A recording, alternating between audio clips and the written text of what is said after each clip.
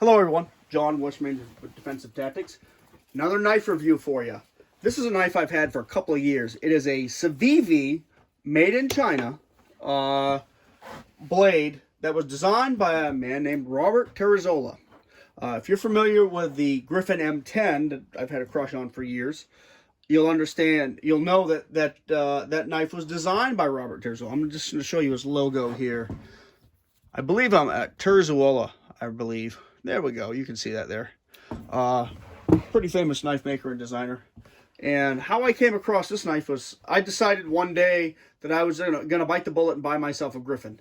And it's hard for me to spend money, particularly on fixed blade knives, when I can go out in the shop and pound out any one I want and heat treat it correctly and make it just the way I want it with just a little bit of time. So it's hard for me to spend money on stuff, but I really wanted to work with the Griffin long term. I've worked with one short term with one that was loaned to me, but then I had to give it back. And I like it. It's a neat little knife.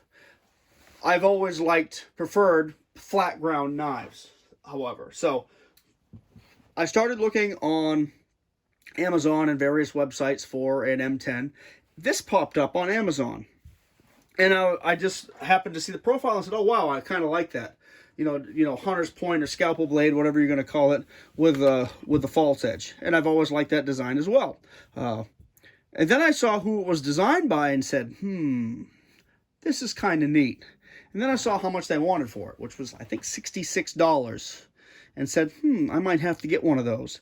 And so I picked one up, and I've been carrying it, using it pretty often for the past, year and a half, 2 years. It's a pretty neat knife. Really good, high flat grind, decent, about 3/16 inches thick.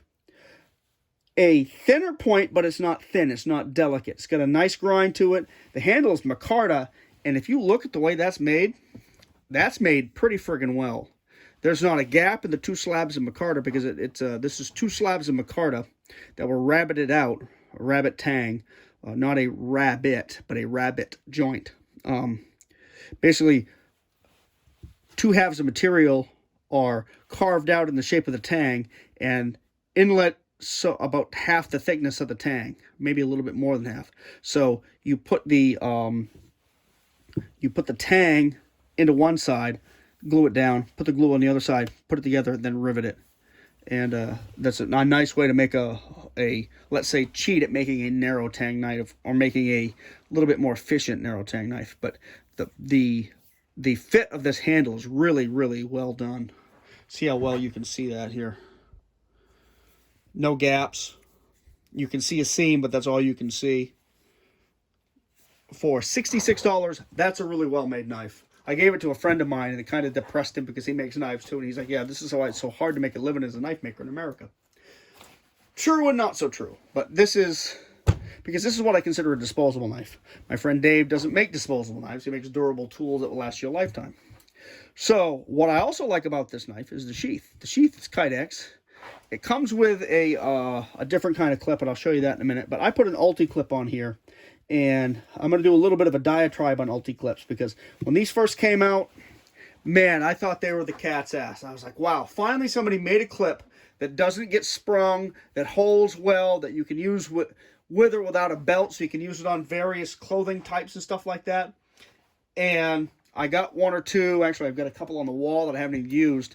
I use them with the holsters briefly, but what happens is they do get sprung.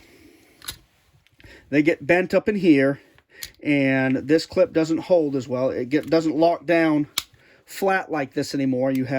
Once it's locked down, you have about that much of a gap, and it doesn't hold as tightly. But what you can do is take the entire clip apart and kind of rebend this portion here, bend that flat again.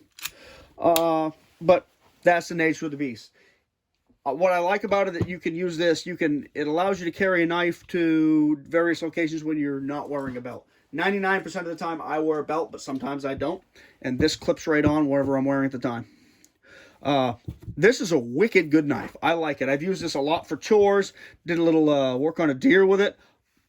It is a really, really neat, well-cutting, well-handling knife. I like the handle. It's a little slick when it gets bloody or a little wet. But you could rough that up pretty well with like some 180 grit sandpaper or something like that if you were concerned about it. Handles well in the hand, reverse or standard grip. Man, cuts well, has a good point. I'm not concerned that the point is not 100% in line with the handle for draw point, because it works really well. The sheath is well set up for draw point right out of the box.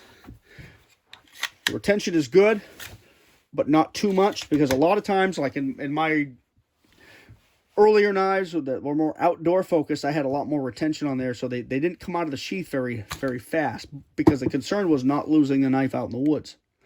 But this has a pretty good balance of retention and retention, security, and access. Also has a nicely made drain hole down at the bottom.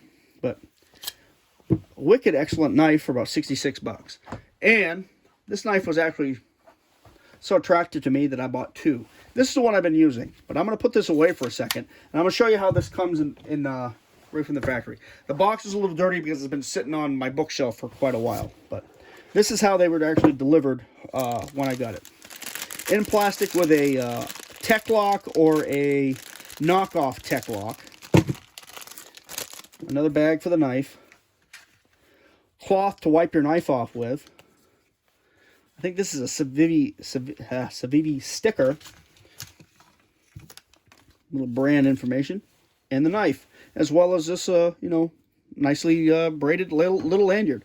For 66 bucks for, a defensive ready knife right out of the box, this is a screaming deal, guys. This is a really, really good knife. Especially if you're not into, or you don't require a double-edged knife, or you don't like it, or it's not, let's talk about that nasty stuff. It's not legal in your area or something like that, but look at the packaging on this knife. Look at the construction of it. Man, this is a good knife for the price. 66 bucks. I figured it would be 100 bucks.